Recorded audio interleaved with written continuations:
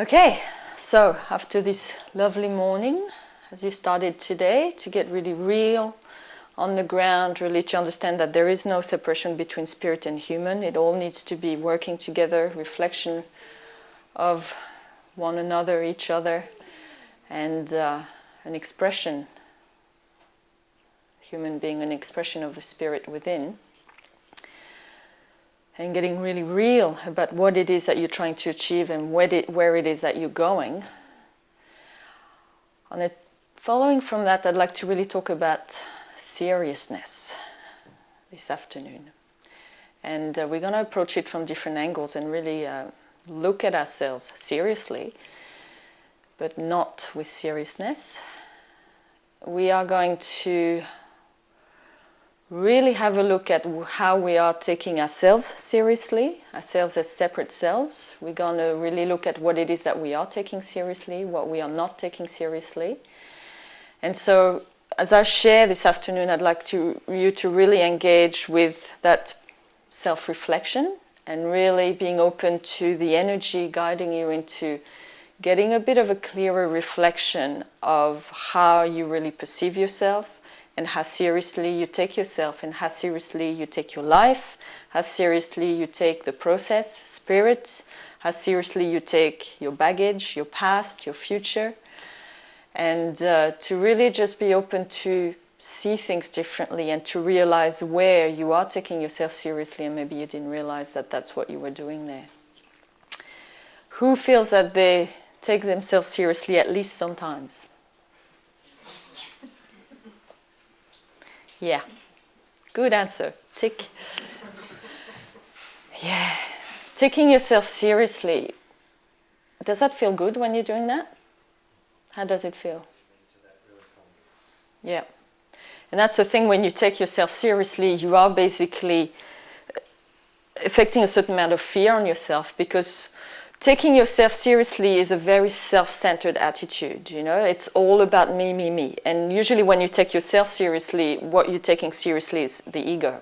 Let's face it, you know, what you're taking seriously is not the love within all, it's just the little me, because I'm really important, or because my pain is worse than everybody else's pain, or, you know, my life is so important, or so intense, or so this, or so that. And it's taking yourself seriously is all about completely closing in on yourself as an ego, and basically in some way stating that the whole universe revolves around your little ego and what your little ego is experiencing or hoping or wanting or needing or struggling with. Taking yourself seriously will contract you, because basically by doing that, what you're doing is closing in on yourself and staring at your own navel. And of course, when you do that, there's no way for humility to happen. There's no way for oneness to happen. And there's no way for joy to happen.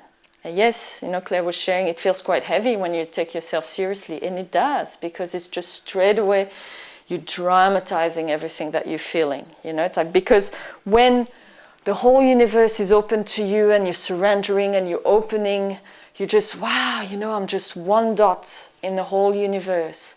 I'm part of the oneness, I have a part to play, and I matter, but I don't matter any more than this other dots in the whole universe and the parts that they have to play. But when you start to take yourself seriously, your universe shrinks. And the whole universe ends up being as big as your little egoic reality. And so the smallest things that you're experiencing become big drama. Big dramas, you know, it's like, oh my God, you know, I'm feeling really, really sad.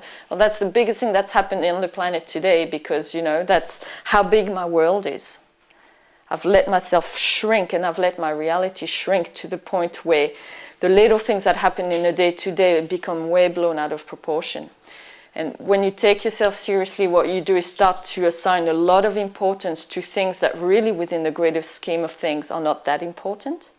Doesn't mean that you discard them, doesn't mean you judge them, doesn't mean that you just don't look after yourself or don't feel your feelings. Of course not. Everything needs to be acknowledged and felt and loved back into wholeness. But it's not a big drama. It's not the end of the world. It's not the beginning of it. It's just a feeling, or it's just an issue. It's just a crappy thing that happened today. And within all of time and all of space and all of the universe, it really doesn't matter that much. And even really within your whole life, it doesn't really matter that much. You know, there's often, people say often that when something happens and you're having a really bad day, or even, you know, an event like you're losing a job or something, which is, you know, a bit bigger than just having a bad hair day, you know, people say to you sometimes, oh, well, you know, you'll look back 10 years from now and you'll laugh about it or something. And it's true, because you have that perspective 10 years later of putting things in proportion. Where, you know, when you're caught up in what's happening for you right here, right now, it's like, oh, it's like Armageddon. I was like, oh my God, it's so big, I can't deal with it. But when you kind of just step back and get that bit of perspective, yes, it matters. And of course, the experience needs to be honored, but it's not the end of the world. It's not a big deal. And so when you take yourself seriously, you can't be in humility, because your sense of proportion of what's important and what's not important is completely out the window. And also in humility, there's a real sense of appreciation, respect, a sense of, you know, the world doesn't revolve around me, but in humility there is a sense of being a part of something bigger, always, you know, and that's why they have that sense of, in some ways, being so small in the face of everything, the oneness that you are a part of. Yet at the same time, the humility also brings in that sense of appreciation and acknowledgement of the journey, of all the little steps that have brought you to here, and the journey stretches quite far as well, and you've gone through a lot, and you have experienced a lot, and you have had all sorts of experiences. Stay awake, Nige. And so humility needs that sort of expansion of perspective where everything matters, yet nothing matters. It's one of these paradoxical truths. All the little things that happen in your day-to-day, in some ways they don't matter very much. However, they matter a lot. Because all the little actions, the little choices, one by one that you make every day, they build what the next day is going to be, what the next year is going to be, what your future is going to be. Every choice you make every day is one brick in building your future. And so they matter. But they don't matter in a way that the ego makes it into a big drama, or like it's the biggest thing that's ever happened in the whole history of humankind.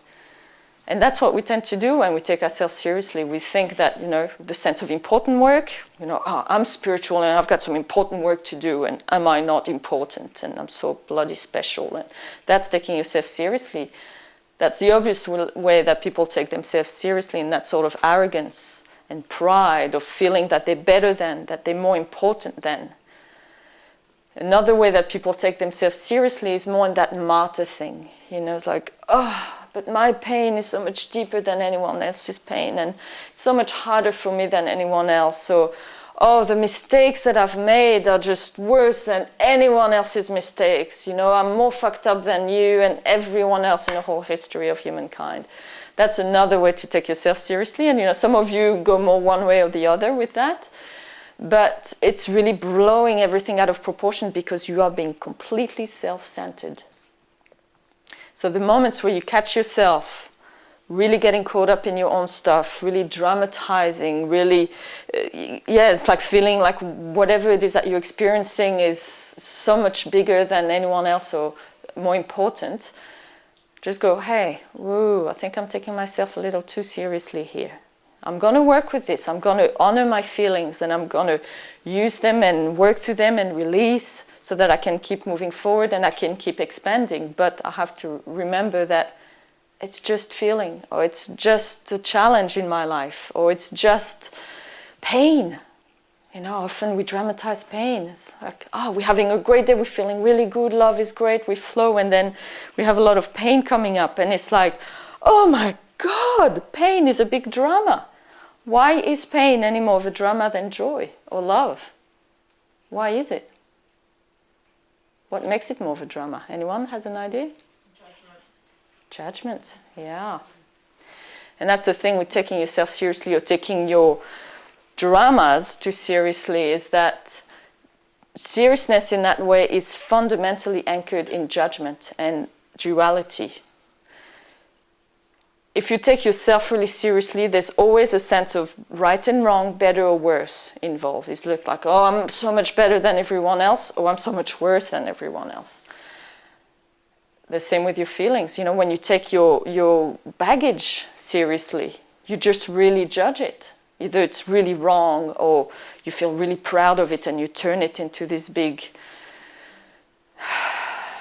trophy. And, you know, for some of you that perhaps have achieved great things in this life or that you're really proud of, and it's good to be proud of your achievements, but not when it starts to feed your ego, you know. It's got to be being proud in a way that's about appreciating and acknowledging that, hey, I did a good job, but it doesn't mean that it makes you a better person.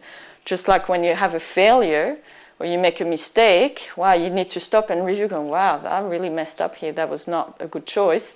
But that doesn't make you a bad person. That just means you're someone who had a success or you're someone who had a failure. It doesn't mean anything about you and your worthiness as a person. It's just, oh, I made the good choice, oh, I made the choice that didn't work. That's all. And when you take your past seriously like this, your achievements or your mistakes, you're really hanging on to things in a way that you judge it to be good or you judge it to be bad, and then you use it as a reflection of who you are. Just, it's really to bolster up your self-esteem. So if you have really some deep unworthiness, you'll want to cling to, well, depending which way you tend to swing more, either you'll want to cling to every little victory in arrogance and pride to try to make you feel better about yourself, or you'll cling to every mistake and failure in order to beat yourself up and be even more of a martyr. And you'll just completely distort the truth of things because you're just wanting to validate your own little reality, because you're taking your own little reality very seriously.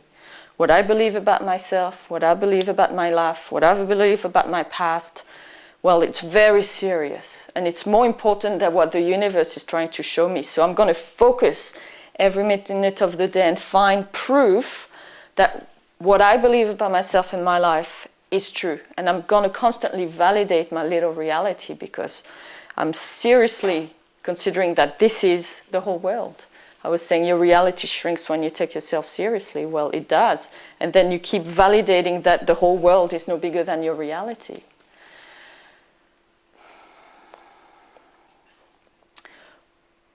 Seriousness in that way also really blocks any of the more open qualities. Well, openness, surrender, joy, wonder, innocence. You can't really have any of that when you really take yourself seriously. And it's not just taking yourself seriously, it's taking your life seriously. There are certain things that you do need to take seriously, but you take them seriously in a different way. All the taking seriously that we've been talking about here is really about ego-based, judgment-based, duality-based. It's all about right and wrong, good and bad.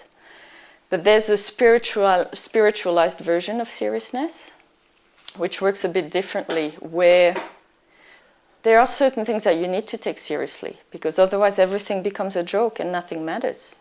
You know, and I don't know if you've ever tried to have a serious conversation of something that really was an issue in a relationship or maybe at work, in a particular situation, maybe someone was carrying on and really starting to cause harm to other people or starting to wash the project that you were working on down the drain, and you really needed to stop, get them face to face and have a serious conversation with them to really knuckle down to looking at what they were doing that maybe was not okay, in order to make changes and to improve the relationship, improve the rate of success of the project. And I don't know if you've ever dealt with someone who's very caught up in playing the fool and joking around and avoiding facing their issues by not taking anything seriously. How enraging is that? You know, and so of course you can't go to that extreme because there are certain things that need to be taken seriously. But when you spiritualize seriousness and express it in its high vibration, it really is not about you. It's not about your little ego. It's not about right and wrong. It's not about judgment. It's about a commitment to love, a commitment to playing your part within the greater scheme of things. It's about a commitment to following the instructions of Source. It's a commitment to love, a commitment to following through with your responsibilities. And seriousness in that way is actually maturity, where the other seriousness is very immature. And you can say, with little children, you know, that their world is quite small compared to the world of a full-grown adult. You know, they don't really have any responsibilities. They, you know, their world really comes down to their family and school and a small group of friends and the things they're learning at school. They don't really have a huge amount of attention placed on world events or understanding how the universe works, all of that. Most kids don't really. Their world is quite small, and so it needs to be when they start. And as you grow, you expand your vision and you expand your sphere, and you start to kind of start caring about a lot more things than just yourself. And that's part of growing up. That's part of maturing. When you're a little baby, and for those of you who've had kids or looked after babies, you know that the little baby comes out in the world and it's all about them and their needs. You know, they're completely not aware that they and the rest of the world are separate, and all they care about is surviving, getting fed, getting sleep, getting their needs met. And that's what they need to do because they're so little and fragile. Survival is the first priority for them. And then as the kids go, they start to realize, there's my mother and she's a different person. There's my father and there's my siblings and then there's the friends. And then as they keep growing, then there's school. And then they start to be aware that they're part of a country and part of a world. And you keep growing like this, and you expand. However, emotionally, we don't always mature in that way, you know. And where you lack maturity is where you will take yourself very seriously because you haven't fully expanded your world and realize that it's not all about you.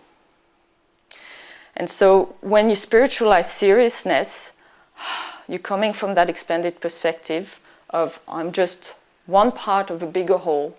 And what I need to take seriously is not little me or my little wants or my little needs and my little comfort or, you know, whatever I eat for dinner or whatever this person said to me. It's not that. What you take seriously is how can I play my part in, of, and for love in service to all that is. It's the higher good. It's the higher love.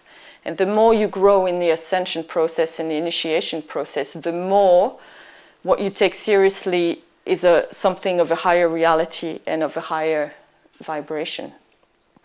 So someone who's just embarking on a spiritual path, they start to take seriously things more like being a good person and being kind and maybe judging less, you know, being more compassionate and expressing more love and maybe just doing something to help the community, you know, and they take that seriously. And for where they're at, that's what they need to be taken seriously. And as you keep growing, then you start to take seriously more the long-term effect of your energy on the whole planet. And as you keep growing, and that's what happens with some of the bigger beings that we work with and relate with, what they take seriously is the overall long-term well-being of the whole universe. So within the scope of that, whether your marriage falls apart or you lose your job or whatever is insignificant. They don't take it seriously because that's how big their reality is, and your little drama in your life is about this big. So it's all about proportion, and it's all about allocating importance, and it's all about prioritizing. And the things that all of you are here working on yourselves, you're on the spiritual path, you're working through the various initiation. There's a lot of things that you still take seriously that really you shouldn't for where you're at. You know, taking seriously the way that somebody talks to you, even though they didn't necessarily mean anything by it, but I don't like your tone. How seriously can you really take this? How much time and energy do you have to waste on things? And that's the thing, is when you take something seriously, you put time and energy into that thing that you take seriously. So if what you take seriously is your ego, you're going to feed time and energy into your ego. If what you take seriously is your partner, you're going to put time and energy into your partner. If what you take seriously is spirit, you're going to put time and energy into spirit. And that's why it's so important to really get clear on what it is that you're taking seriously And whether you're coming from a place of fear and judgment with that, or whether it's really from a place of being a part of something much bigger, and what you're taking seriously is actually a commitment to higher love and playing your part in a way that's selfless. So there's selfish seriousness and there's selfless seriousness.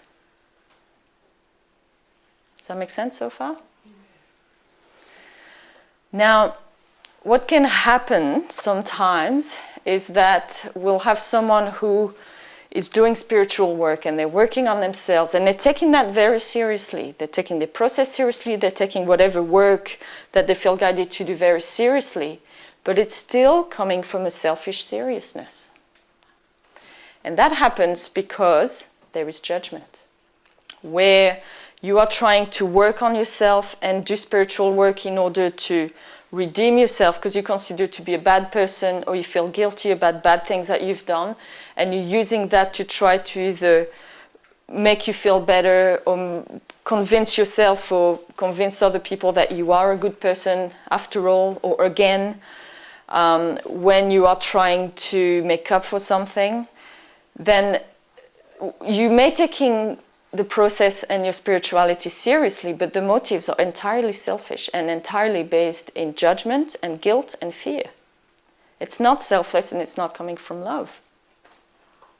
You're trying to use seriousness about spirit in order to make up for stuff that you judged and that you're in fear about.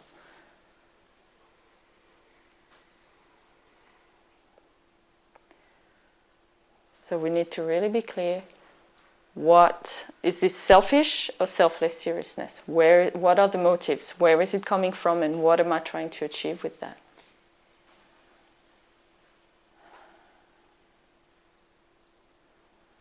Selfish seriousness means putting time and energy into reinforcing the ego, shrinking your reality. Every little egoic thing becomes a big drama, and then you get swallowed up trying to deal with that and that takes up your whole horizon. So until you start dropping that shrinking reality and start expanding again and getting that sense of perspective, you won't be able to catch up with it, because when you're this big, all these things are so big, it's like, oh my God, I'm just hard put just keeping up with it.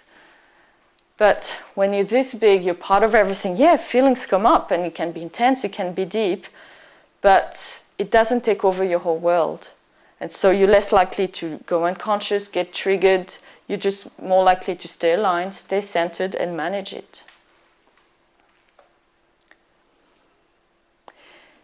And like Rupert was sharing before, we can often, most of the time, we take ourselves seriously, whether it's that seriousness that's like arrogance and I'm so special and I'm more important than, or the seriousness that's more like, oh, I'm more fucked up and my pain is worse than everyone else.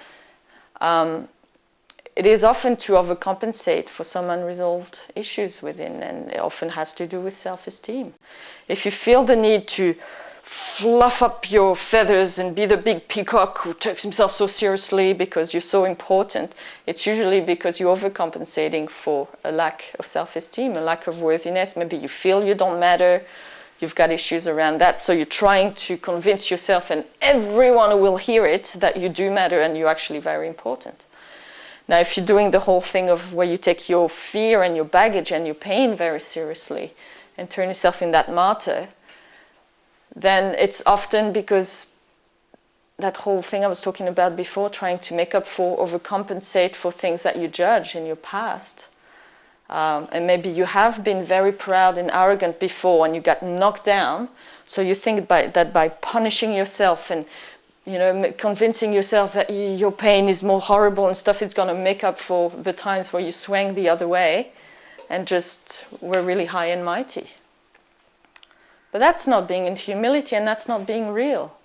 It's kind of like a more simple example of this is, someone, let's say, who's been very selfish and demanding and just really self-absorbed and being very bossy for everyone and, maybe never doing anything for anyone else and never making an effort. It's all about them. And then, let's say, people confront them and call them on that and go, you know what, you're really selfish. It's all about you. You never do anything for anyone else. And, so that's it. We're done with you.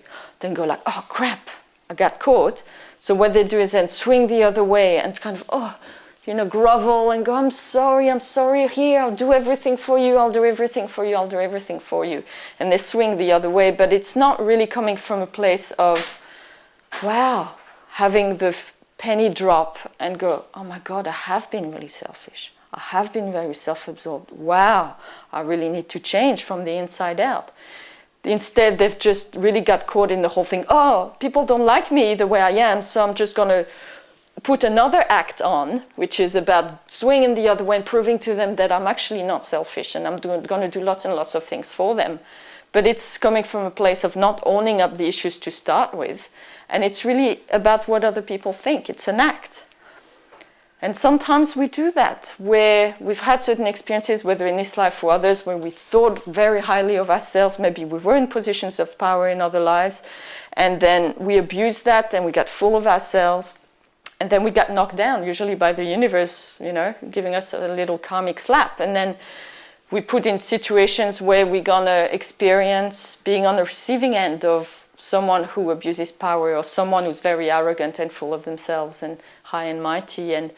And sometimes what we try to do is like show the universe that we are not high and mighty, we are not proud and arrogant, and so we just like put ourselves down and make ourselves suffer and see, universe, how I suffer. See, I'm not high and mighty, I tell you, can you see it? But the universe is like, oh, come on. If the universe could say that, it probably would go like, come on. Because you can't fool the universe by doing false penance, trying to prove that you're not something when you haven't accepted that you were that. You were full of yourself. You did abuse power. You were very self-centered. You were very selfish. And instead of owning that and really starting to be different from the inside as a result, you're trying to do much more to try to prove that you're not what the universe was like. You are being selfish in the first place. It's not about proving anything. It's about actually being differently without having to try hard. But when you're doing that martyr thing and trying to redeem yourself or prove something by suffering enough to pay for the mistakes you made, you're trying hard. Because you are not actually changing from the inside. You're not being different. So you have to do more and do more and do more to give yourself a sense of actually going through the process of transformation. But no amount of doing more and trying harder is going to take you there. It all starts with stop, let the penny drop, really face what the universe is trying to reflect to you, and be different. And out of that, then you can start to do things differently. But it starts with really stopping, accepting, and really getting that aha experience. Yeah. Yeah. And that's the thing, as soon as you start taking things personally, you make everything about me. Yeah. You are taking yourself seriously. Every time you identify with stuff that's going on for you, you're taking that stuff very seriously, and it's all about this. And of course, you can't hear anything else. You can't get a shift when you're in that space because your universe has shrunk to be as big as the issue, as big as your little ego. And so, anything that's going to stretch you to come out of that tiny world, tiny universe, is not going to even be heard, is not even going to come in.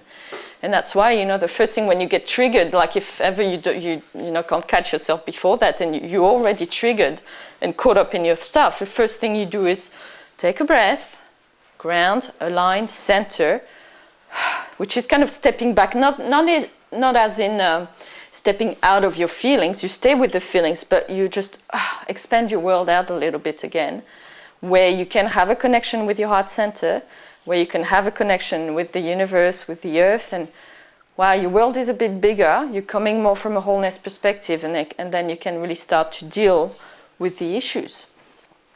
Because you don't think that the issues are all that you are and there's all that there is in your world, which is what happens when you get triggered into something or identify with it.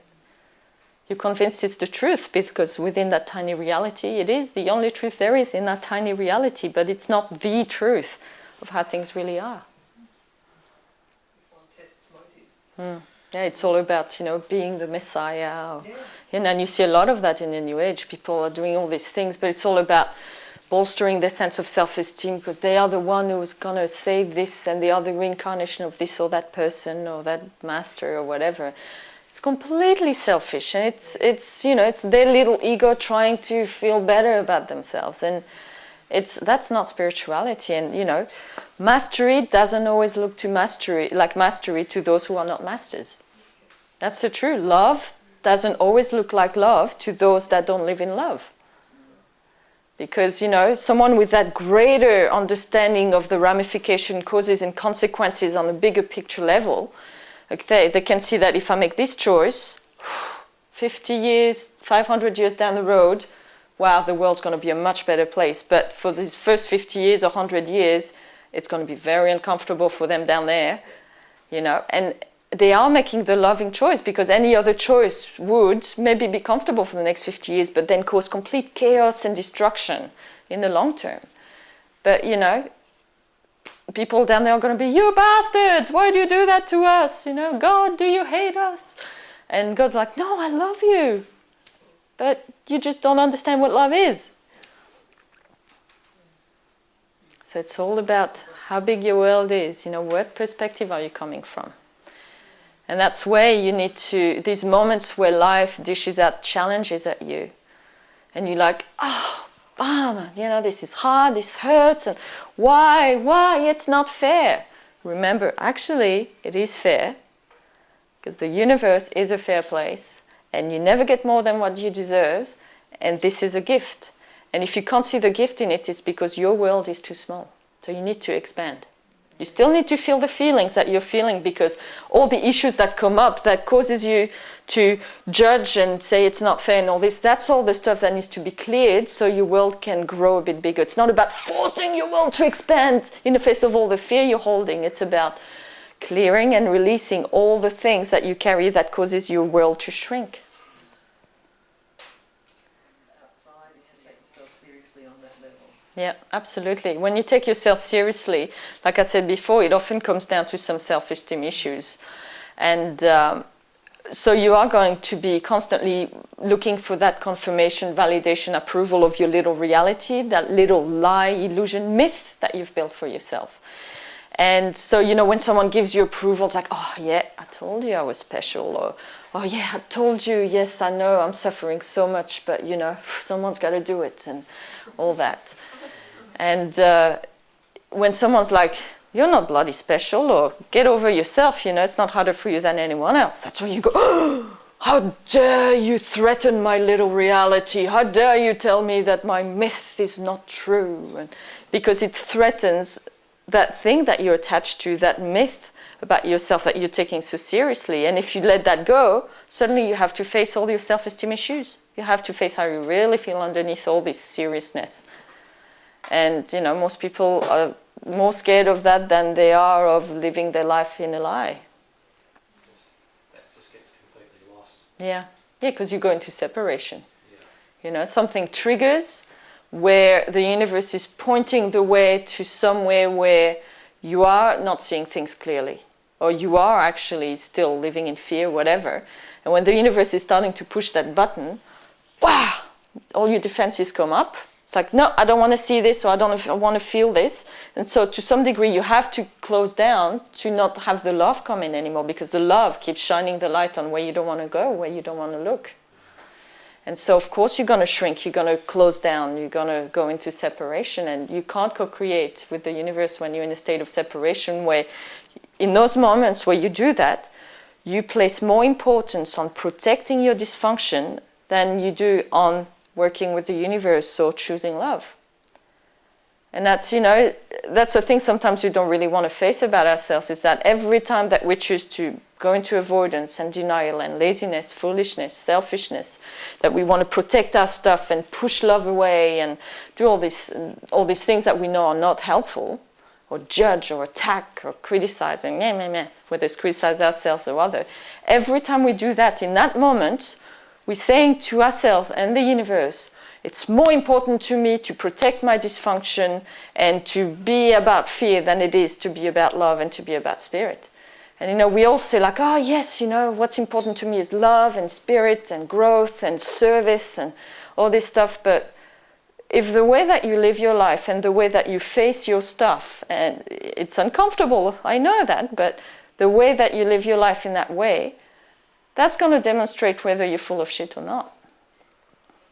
You know, if you say, yeah, I'm all about love and spirit and service, but then in your day-to-day you spend half your day protecting your stuff, avoiding, denying, defending, cutting off, refusing love, all that stuff, then obviously you're not. Obviously. Because whatever you put priority on is what you're going to put energy into, is what you're going to do and receive and walk the talk of. So if you're not living your life in that way, then you're not really spiritual 100% of the time. You're a part-time spiritual person.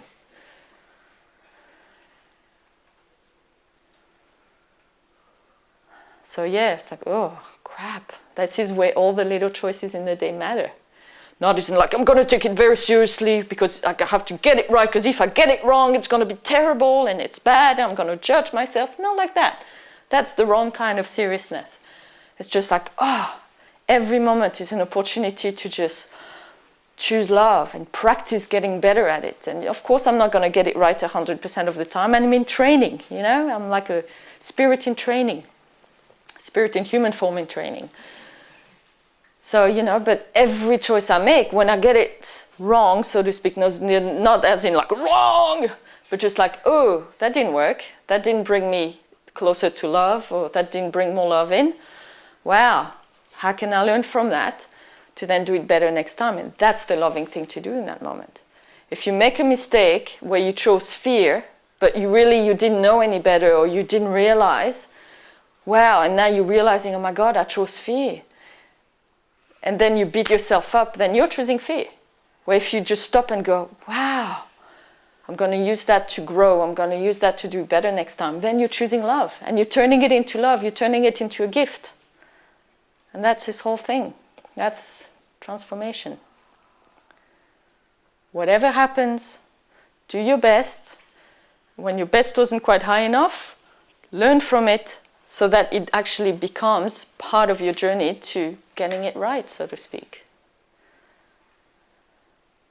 So it's not because you made a bad choice, you've made a mistake, that then you need to kind of keep choosing fear afterwards to try to make up for that first mistake. You make a mistake, wow, how can I choose love about that now? You know, that moment's gone. I made a mistake an hour ago, it's gone, it's done, I chose it. What really, really matters right now is how can I choose love right now? That's the only thing that matters, because if I spend all that time lamenting the mistake I made an hour ago, before I know it, there's going to be another hour where I've chosen fear, instead of just an hour where I've chosen love again, and then I can keep building on that. And how many of us do that when we hang on to that one mistake an hour ago, a month ago, a year ago, 10 lifetimes ago, and we just keep focusing on that and go, oh my God, I got it wrong, I got it wrong, I got it wrong, I got it wrong, beat myself up. And then it's just one choice of fear after another, after another, after another. Instead of going, wow, I chose fear. How can I choose love now? It's all that matters. Right here, right now is all we have. Doesn't matter if you chose fear before. What are you doing now? It only matters what you chose before and how you use it to learn how to do it better, so you don't keep repeating the same mistake. But if you lament and you judge and you feel guilty about it, guaranteed you're going to repeat it. Guaranteed. That's how it works. That's why. And that makes more mess than the actual mistake. Usually it does. The lamenting and the whipping and the beating up and the judging. Usually it does, you know. Mistakes, you know, they can have a certain amount of consequences and stuff, but as you keep piling on one more judgment, fear-based choice after another, then it starts to really become a big mess. Where if you're just like, oh, wow, I made a mistake, and then decide to, oh, I'll choose love again this time, it wouldn't have been that big a deal. Yeah, it makes a big difference when you don't judge yourself after you make a mistake. You review it, give a huge difference. Yeah. You are going to make a mistake. It has to be. It will happen. If you fully accept that, when you do make a mistake, it won't be the end of the world, and you won't be taking it so seriously, because you know that within the greater scope of this whole journey of evolution that we're on, mistakes happen. As long as you don't consciously go, I'm going to choose fear just to spite spirit or whatever, well, that's also a mistake. And, if that's what you choose to do, then they'll be learning from that as well. But a lot of us make mistakes, because either we forget something, or we're not aware enough, or we have stuff that we're in denial of that make us make a mistake. That whole thing I was talking about before, you may have the best of intentions, but it comes out wrong because of all that fear you've got in the middle. For most of us, that's what happens. We're coming from that small world perspective where we think that's the right thing to do, and we see that a lot with religious zealots and fanatics, and it's like, oh my God, how can they be doing this, and it's so wrong, and la la la. It was like, well, within their world, they are absolutely convinced that they're doing the right thing. Most of them, I can't say all of them, I can't speak for them, but from what I've seen and encountered, like a lot of them just are really convinced they are doing God's work, they have that sense of mission, la la la, and they're taking it very seriously. But it comes out wrong because there is all that heaven and hell and good and bad judgment, and there's so much fear comes caught in the middle of it that, despite the best of intentions, it comes out wrong. And because there's fear in the mix, it's going to generate consequences of fear.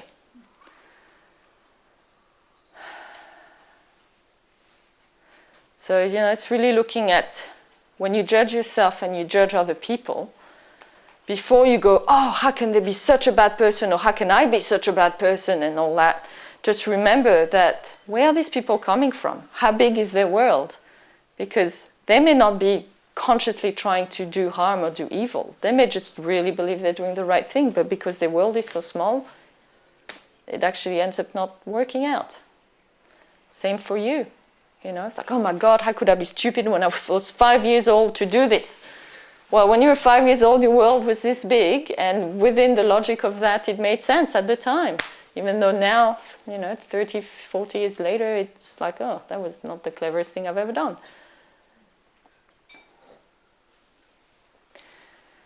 And, the past, you got to stop taking your past so seriously because, like I said before, whatever you did an hour ago, last lifetime, 10 lifetimes ago, all that it matters for is how is it helping you be a better person right here, right now.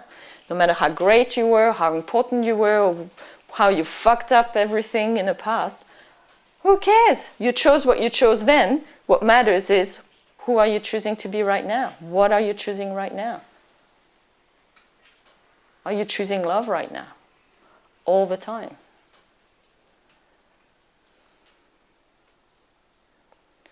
So, for the hanging on to the past thing, and I'd like to do some more work on that some other day, you take your past very seriously. You consider the past to be more important than the present in some ways. God, we've all done that. We all do it to some degree or another. Well, the past is not more important than right here, right now, because the past is done. It's a written book, All that matters is the book you're writing right now.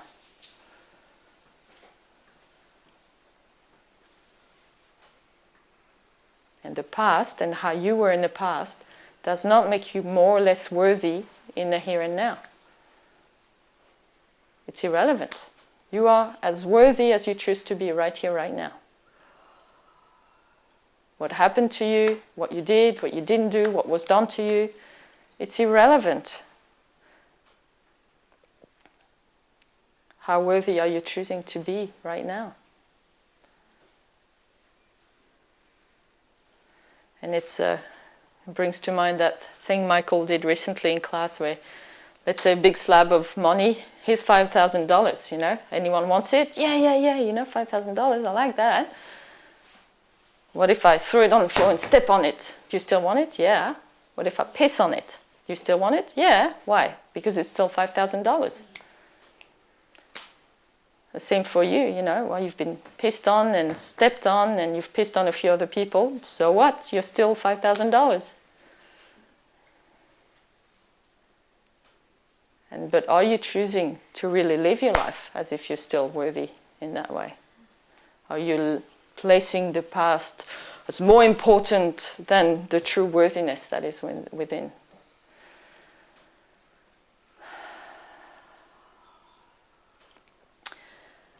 So we're just going to do a little process, but first I'm going to put the aircon on because I'm cooking. You guys hot? It's about how we are all equally worthy because we all sparks of God. We were created by God, we are a part of God, and we are all worthy in that way and all equally worthy. No spark of God is better than any other. However, you are as worthy as you choose to be. Because the way you behave, the way you value yourself, the way you allow yourself to receive, the way you live your life, at the same time that affirms your worthiness. But the worthiness that you're choosing to be. So it's like, are you allowing yourself to be as worthy as you truly are, or are you choosing to be less worthy than what you really are? Basically comes down to that. So you are all worthy, yet you're all as worthy as you choose to be.